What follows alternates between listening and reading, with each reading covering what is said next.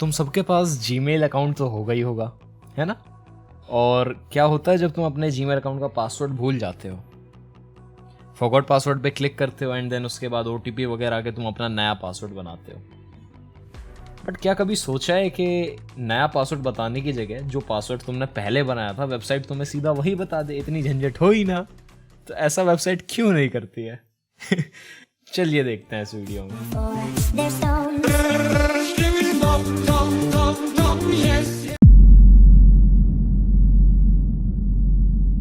बाकी सारी हम बातें बाद में कर लेंगे। सबसे पहले ये जानते हैं, जब तुम अपना पासवर्ड किसी भी साइट पे डालते हो और उसके बाद जब तुम सेव कर देते हो उस पासवर्ड को, तो एक्चुअल में वो पासवर्ड तुम्हारा इंटरनेट के थ्रू होते हुए, उनके सर्वर से होते हुए, उनके डाटाबेस में स्टोर कैसे होता है, ये पूरी प्रोसेस सबसे पहले देख लेते हैं। तो इस पूरी प्रोसेस में सबसे पहला काम रहता है तुम्हारा पासवर्ड डालने का। तुम पासवर्ड डाल देते हो एंड देन उसके बाद आता है इनक्रिप्शन।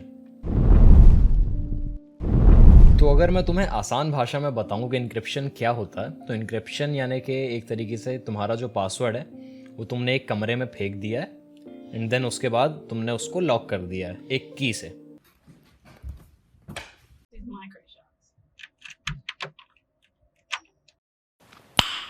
Nice. अब तुम्हें अगर फिर से तुम्हारा वो पासवर्ड चाहिए तो तुम्हें वो की चाहिए होगी ताला खोलने के लिए।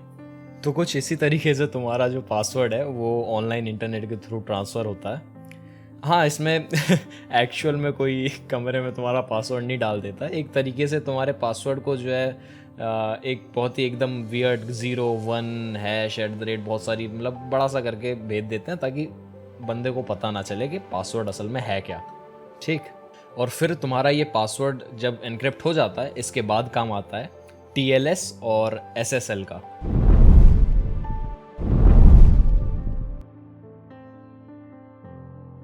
TSL का फुल फॉर्म होता है transport layer security and then SSL का होता है सिक्योर सॉकेट लेयर।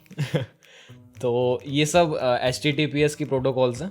इसमें क्या होता है, तुम्हारा तुम जो भी साइट विजिट करते हो तो तुम्हें वो दिखता है ना एक तरीके से वो गोला बन के, गोला नहीं, आई मीन दैट लॉक। तो वो HTTPS के थ्रू होता है जिस पे वेबसाइट को अपना SSL सर्टिफिकेट या TLS सर्टिफिकेट जो भी होता है वो देना पड़ता है।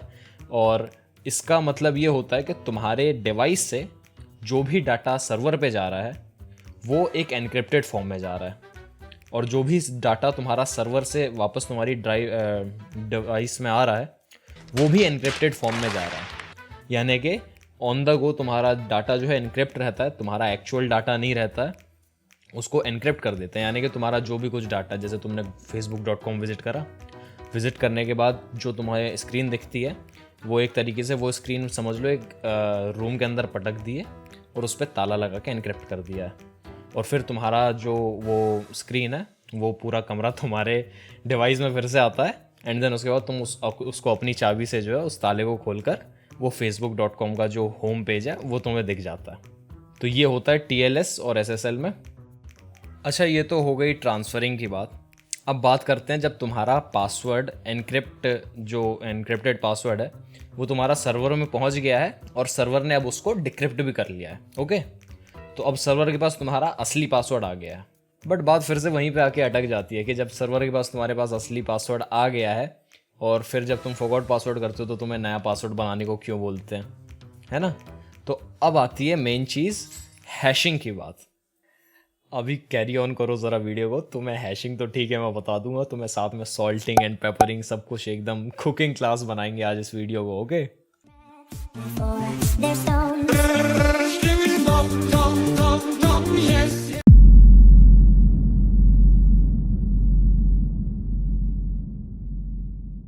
तो अब बात करते हैं हैशिंग की। हैशिंग जो है एक वन वे तरीके का काम होता है कि जैसे अभी मैंने बताया ना कि तुमने अपना वो facebook.com की होम स्क्रीन को तुमने पटक दिया था एक कमरे में और फिर ताला लगा दिया था, फिर वो ताला खोल के तुम्हें वो facebook.com की स्क्रीन आ गई थी। तो बस कुछ ऐसा ही होता है हैशिंग में। अंतर इतना रहता है कि एक बार तुमने ताला लगा दिया तो फिर बस वो लग गया ताला, मतलब गायब, स्वाहा। अरे कहना क्या चाहते हो? हाँ, तो ये एक वन वे प्रोसेस रहता है। यानी कि जैसे तुम्हारा पासवर्ड है आई एम जॉन विक और व्हाट द डॉग डूइंग, कि जो भी तुम्हारा पासवर्ड है, तुमने एक बार उसको हैश कर दिया किसी हैशिंग एल्गोरिदम से, तो फिर वो वापस तुम्हारा उसमें पासवर्ड में चेंज नहीं हो सकती। फिर जो तुम्हारा जो हैशिंग के बाद तुम्हारा कुछ रिजल्ट आएगा तो वो उतनी ही रहेगी। इसका एक एग्जांपल ले लेते हैं। जैसे मैंने पासवर्ड डाला है व्हाट द डॉग डूइंग, तो अब इसको हैश करते हैं। हैश कर रहे हैं, ध्यान रखना, एनक्रिप्ट नहीं कर रहे हैं। इसको मैं हैश करूँगा MD5 हैशिंग एल्गोरिदम से। ओके, तो अब इसका रिजल्ट क्या आ रहा है? इसका रिजल्ट ये आ रहा है, इतना बड़ा टेक्स्ट, यानी कि वो छोटे से टेक्स्ट को इतना बड़ा हो गया है। अब ये वाला जो टेक्स्ट है ना, ये तुम्हारा वापस कन्वर्ट नहीं हो सकता वो व्हाट द डॉग डूइंग में। बट यहीं पे अगर ये एनक्रिप्ट हुआ होता और मेरे पास वो ताले की चाबी होती, तो मैं उसको फिर से डिक्रिप्ट कर देता और मेरे पास फिर से व्हाट द डॉग डूइंग आ जाता। अब आ रही होगी थोड़ी बात समझ में? ठीक है, आ गया समझ अब इतना तुम्हें हैशिंग क्या होती है। Now let's talk about salting and papering.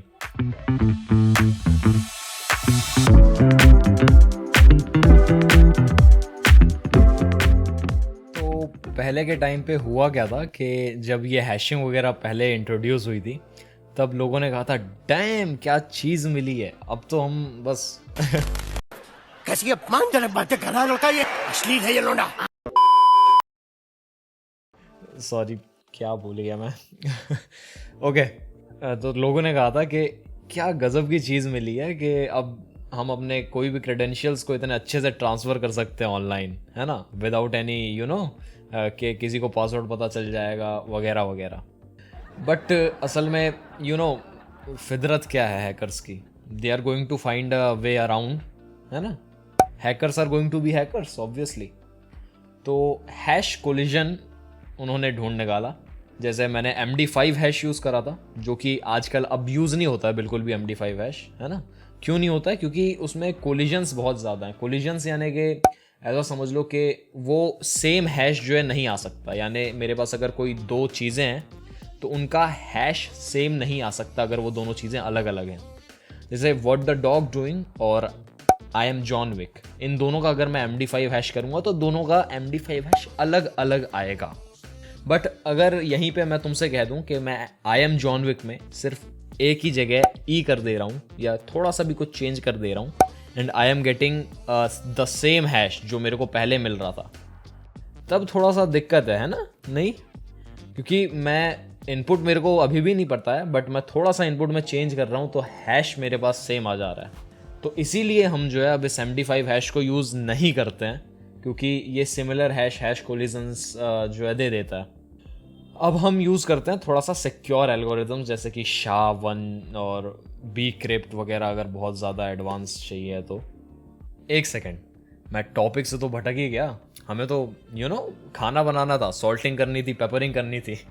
अच्छा ठीक है, एक बार फिर से इंट्रो लगाते हैं।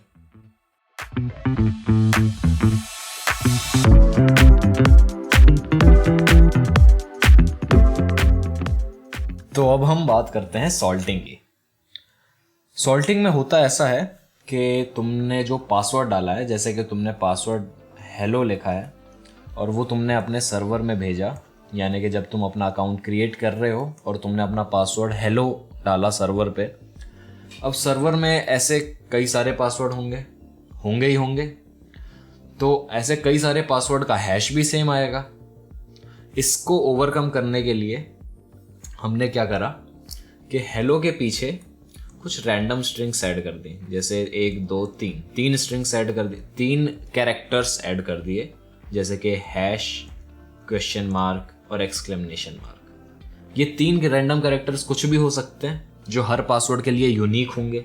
यानी कि अगर मैंने एक और पासवर्ड लिखा है जैसे कि जॉन, तो इसके पीछे जो 3 कैरेक्टर्स लगेंगे वो हो सकता है 1 2 3 ये कैरेक्टर्स लगेंगे। अगर मैंने पासवर्ड बनाया है रीपर, तो इसके पीछे जो 3 कैरेक्टर्स लगेंगे वो हो सकता है ABC हो। ये totally randoms character totally random character होंगे जो कि सर्वर ही जनरेट करेगा और पासवर्ड के पीछे या आगे या कहीं पे भी लगा देगा। और इन सब चीज़ों के बाद जब ये कैरेक्टर्स पीछे लग जाएंगे, तब फाइनली क्या होगा? हैशिंग मैंने तुम्हें पहले ही बता रखी है। तो तब हैश जब निकलेगा इसका तो कुछ अलग हैश निकलेगा, तीनों का कुछ अलग अलग हैश होगा, क्योंकि हमारा ओरिजिनल पासवर्ड जो है जो यूज़र ने डाला था वो था हेलो, जॉन और रीपर, और हमारा जो हैश आ रहा है वो आ रहा है इसके लिए, जॉन 123 के लिए, रीपर ABC के लिए। तो इससे हमारे बेनिफिट्स क्या होंगे? बेनिफिट ये होगा कि जब हम डाटाबेस में अपने हैशेस को स्टोर करेंगे तो हर पासवर्ड के लिए यूनिक हैश आएगा, और होप सो आए, क्योंकि अगर नहीं आएगा तो पासवर्ड में दिक्कत है फिर, है ना, स्टोर करने के लिए। तो इससे हमारे जो पासवर्ड हैं वो यूनिक बन जाएंगे, एंड देन उसके बाद उनको क्रैक करना भी मुश्किल होगा, क्योंकि हेलो तो ठीक है एक नॉर्मल पासवर्ड हो जाता है, but hello hash question mark और एक्सक्लेमेशन मार्क ये पासवर्ड कॉमन नहीं है। इससे हम रेनबो टेबल अटैक से भी बच सकते हैं, ब्रूट फोर्सिंग से भी बच सकते हैं, एंड देन डिक्शनरी अटैक से भी बच सकते हैं।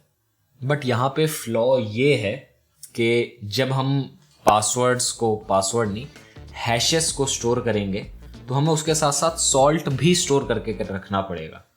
तो अगर मैंने डाटाबेस में एक टेबल बनाई है जिसमें यूज़र 1 है और यूज़र 1 का मैंने हैश सेव करा है, तो मुझे उसका सॉल्ट भी सेव करना पड़ेगा। क्यों? क्योंकि सॉल्ट एक रैंडम कैरेक्टर होता है। रैंडम कैसे?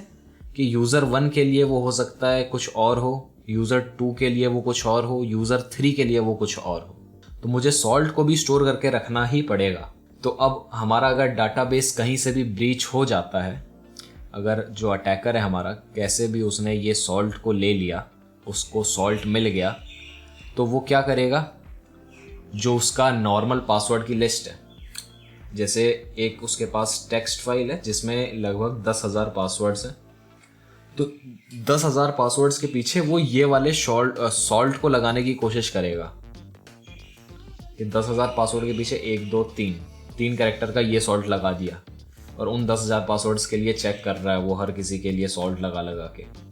तो हमारी सिक्योरिटी ऑब्वियसली कम हो गई है, क्योंकि अब वो सॉल्ट का कोई वैल्यू ही नहीं है। तो इसको ओवरकम करने के लिए क्या हुआ?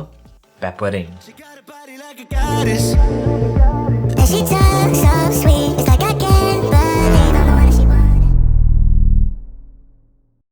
तो अब बात आती है पेपरिंग की।